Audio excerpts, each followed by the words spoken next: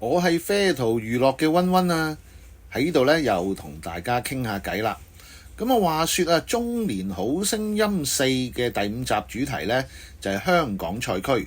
咁喺今個星期日21號呢，夜晚8點就會播出噶啦。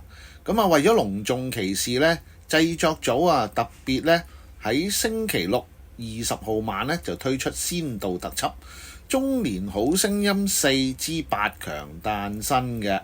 咁呢就係會介紹第一輪海選之後誕生嘅香港賽區嘅100強選手。嗱，咁呢據知今次香港賽區嘅100強選手呢，陣容非常之多元化嘅，除咗有歌唱導師、律師、投資銀行嘅執行董事，仲有呢啲遺體嘅化妝師貿易銷售總監、廣告策劃員同埋健康科學家。咁可以話呢係來自各行各業嘅代表啦，亦都雲集咗嚟自五湖四海嘅唱歌追夢人㗎。咁佢哋包括呢就係嚟自洛杉磯啦、菲律賓、日本、瑞典、蘇格蘭同德國等各地嘅選手咁齊呢都係以歌聲出發嘅。咁當中最為吸引嘅演出片段，除咗係有聽到連海怡、張家添都聽到目瞪口呆嘅超強男高音選手之外仲有喺海選時被睇高一線嘅前歌手參賽者可南啦，同埋陳日璇以及陶子津嘅面試片段，咁都係非常之好睇噶。咁同其他賽區一樣啦，香港賽區呢就選用呢個盲選賽制嘅。每位參加者只能夠以歌聲係吸引評審去撳燈獲得0至1燈嘅參賽者呢就會即時被淘汰啦。2次4燈嘅選手呢就會入等候區，睇下有冇翻盤嘅機會。而5燈嘅選手呢就可以直接晉級噶啦。咁呢個星期日晚播出嘅香港賽區頭炮第一集呢，好多選手嘅實力都相當強勁嘅。喺短短一集之內呢，竟然係誕生咗3個5燈選手咁呢官方呢最近呢就率先係公布咗其中一名5燈選手嘅身份。佢現年呢係35歲，嚟自菲律賓嘅駐場歌手科亞高巴。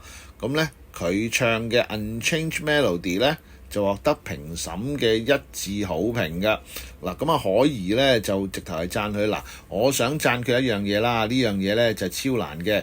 通常做 belting belting 嘅意思呢就即係高喉位控聲嘅時候呢個通病就係緊張，但係轉音時呢最緊要就係夠鬆包括聲帶同狀態。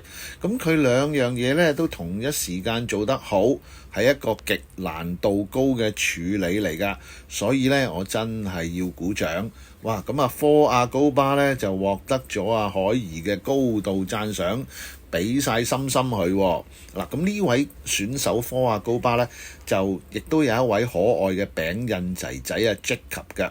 科亞高巴呢事後就透露為咗今次呢其實係為咗仔仔參賽嘅。